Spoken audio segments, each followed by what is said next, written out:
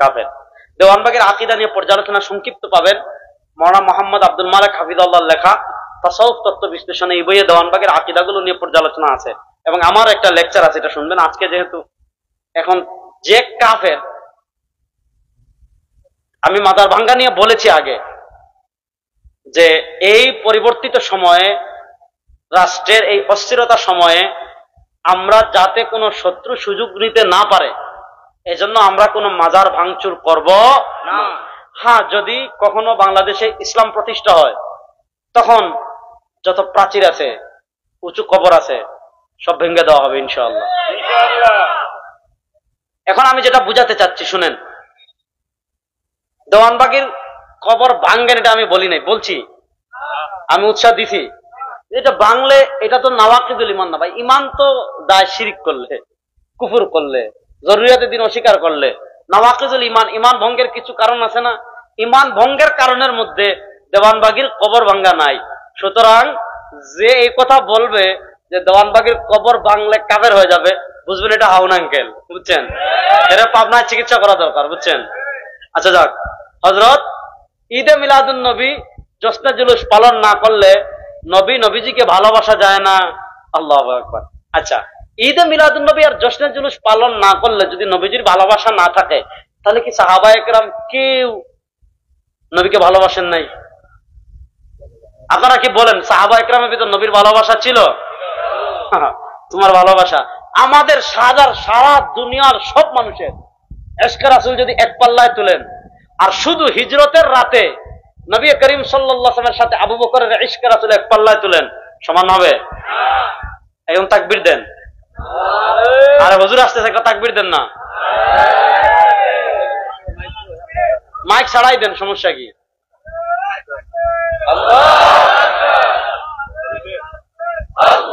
Chair দেন, chair দেন, বড় চেয়ারটা দেন না ভাই, আমি শেষ করি এটা যেহেতু বিষয় আসছে।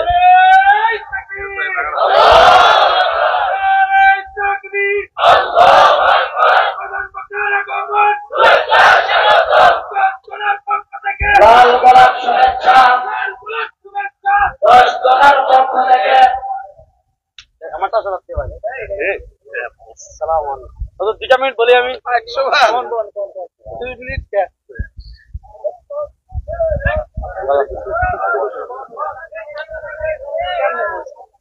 আমি তো পুরো বয়ান এটাই ছিলাম, এমনি আপনি বড়টা বসবেন। আচ্ছা যাক, এটা বলে শেষ করছি, শুনেন একটা 2 মিনিটে শেষ করবো। শুনেন, কোন দিন ঈদ হবে, কোন দিন ঈদ হবে না, এটা নির্ধারণ করার অথরিটি, ক্ষমতা আমাদের নাই। কোন দিন ঈদ হবে, কোন দিন ঈদ হবে না, এটা নির্ধারণ করবেন নবী করিম সাল্লাল্লাহু আলাইহি ওয়াসাল্লাম। এবার নবী করিম সাল্লাল্লাহু আলাইহি ওয়াসাল্লাম যে কয়েকটা দিনকে ঈদ বানিয়েছেন, এর বাইরে কোন দিনকে ঈদ আমি বানাতে পারবো কিনা, আমরা পারবো কিনা, প্রশ্ন হলো এটা। ইমাম আব্দুর রাজ্জাক আস-সানাআনী মুসান্নাফে আব্দুর রাজ্জাক হাদিস এনেছেন, হযরত তাউস রাহিমাহুল্লাহ থেকে হাদিস এসেছে, নবী করিম সাল্লাল্লাহু আলাইহি ওয়াসাল্লাম নিষেধ করেছেন, লা তাত্তাখিযু শাহরান ঈদা ওয়ালা তাত্তাখিযু ইয়াওমান ঈদা। নিজেদের পক্ষ থেকে কোনো মাসকে ঈদ বানায়ও না, নিজেদের পক্ষ থেকে কোনো দিনকে ঈদ বানায়ও না। এবার বলেন, নবী করিম সাল্লাল্লাহু আলাইহি ওয়াসাল্লাম যে কয়েকটা দিনকে ঈদ বানিয়েছেন, এর বাহিরে কোনো দিনকে ঈদ বানানোর অনুমতি নবী করিম সাল্লাল্লাহু আলাইহি ওয়াসাল্লাম আমাদেরকে দিয়েছেন না নিষেধ করেছেন? তিনি বলেছেন লা তাত্তাখিযু ইয়াওমান ঈদা, নিজেদের পক্ষ থেকে কোনো দিনকে ঈদ বানায়ও না। এজন্য ইসলামের ইতিহাসে দেখবেন নবী করিম সাল্লাল্লাহু আলাইহি ওয়াসাল্লাম যে কয়েকটা দিনকে ঈদ বানিয়েছেন, এর বাহিরে আরেকটা ঈদ পাবেন। এটা হলো, আপনি ইমাম ইবনে দাকিক আল ঈদের ইহকামুল আহকাম পড়বেন, রাফিজিরা জিলহজ মাসের 18 তারিখকে ঈদ বানাইছিল, এটার নাম ছিল ঈদে গাদিরে খুম। খুব সহজ করে বুঝাই, ঈদে গাদিরে খুম মানে আমাদের আকীদা, আহলুস সুন্নাহ ওয়াল জামাতের আকীদা হলো নবী করিম ইসলামের পরে আবু বকর রাদিয়াল্লাহু তাআলা সবচেয়ে বড় 1 নম্বর খলিফা, ওমর রাদিয়াল্লাহু তাআলা 2 নম্বর খলিফা, উসমান রাদিয়াল্লাহু তাআলা 3 নম্বর খলিফা, আলী রাদিয়াল্লাহু তাআলা 4 নম্বর খলিফা। রাফিজিরা তাফযীলু আলীন আলা শাইখাইন, রাফিজিদের আকীদা হলো আল্লাহ নবী ইসলামের পরে খেলাফতের সবচেয়ে বেশি হকদার ছিলেন আলী, হযরত আবু বকর আর ওমর জোরপূর্বক খেলাফত ছিনিয়ে নিয়েছেন। তো একটা আলী রাদিয়াল্লাহু তাআলা ফজিলত কেন্দ্রিক একটা হাদিস আছে, আমি ওদিকে যাচ্ছি না। মান কুনতু মাওলাহু ফাআলিয়ুন মাওলা, জিলহজ মাসের 18 তারিখ গাদিরে খুম নামক জায়গায় আল্লাহ নবী হাদিস বলেছিলেন, যার কারণে রাফিজিরা তৃতীয় আরেকটা ঈদ বানিয়েছিল, রাসূল ইসলামের বানানো ঈদের বাহিরে গিয়ে ঈদে গাদিরে খুম বানিয়েছিল। এজন্য নবী করিম সাল্লাল্লাহু আলাইহি ওয়াসাল্লামের বানানো ঈদের বাহিরে গিয়ে নিজেদের পক্ষ থেকে যত ঈদ যারাই বানাবে এগুলো সব বেদাত। এবার 12 রবিউল আউয়াল যে আপনি ঈদ বানালেন, এখন তো ঈদ না, এখন সাইদুল আয়াদ। আপনি 12 রবিউল আউয়াল ঈদ একটা দলিল দেখুন তো, যেগুলো বলবেন এগুলো সব বিকৃতি। কুল বিফাদলিল্লাহি ওয়া রাহমাতিহি ফাবিযালিকা ফালইফরাহু, সব বিকৃতি। সোমবারের হাদিস আনবেন, সব বিকৃতি। তিরমিজি শরীফের বাবুন মা জা ফি মিলাদিন নবী, সব বিকৃতি। আবু বকর রাদিয়াল্লাহু তাআলা এবং ওই যে তাযাকারা মিলাদাহুমা, সব বিকৃতি। এটা নিয়ে আমার সাথে ডিবেট হয়েছিল 2 বছর আগে।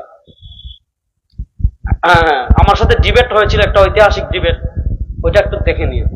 আজকে এই পর্যন্ত থাকুক। সুবহানাকাল্লাহুম্মা ওয়া বিহামদিকা। আর জশ্নে জুলুসের কথা একটু বলি।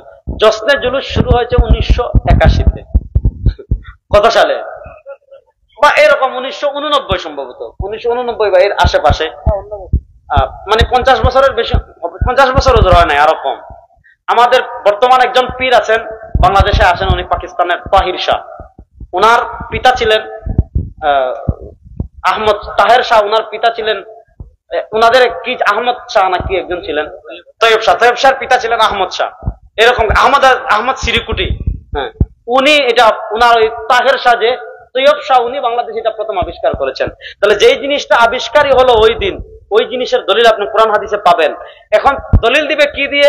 যে নবী আকরাম যেদিন মদিনা হিজরত করেছেন, ওই দিন এই বাচ্চারা বের হয়, তালা আল বদরু আলাইনা। আচ্ছা, নবী তো মদিনায় আসছিলেন, তোমার চট্টগ্রামকে নবী আসছে? আপনি কোথাকার হাদিস কোথায় নিয়ে যাচ্ছেন? মদিনা নবী আকরাম গিয়েছেন, বাচ্চারা বের হয়ে। আচ্ছা, মনে করেন আজকে যদি এখানে তাকি উসমানী সাহেব আছেন, আমরা খুশি হব না? এই যে মুশতাকুর নবী সাহেব আসছেন, আপনারা এগিয়ে আনছেন না? আনছেন। রাসূল যদি আসেন তাহলে আপনি করেন। কিন্তু প্রশ্ন হলো, রাসূল সাল্লাল্লাহু আলাইহি ওয়াসাল্লাম আসেন নাই, কোনো সম্পর্ক নাই, আপনি মিছিল দিচ্ছেন, মন দেন, কিন্তু এটা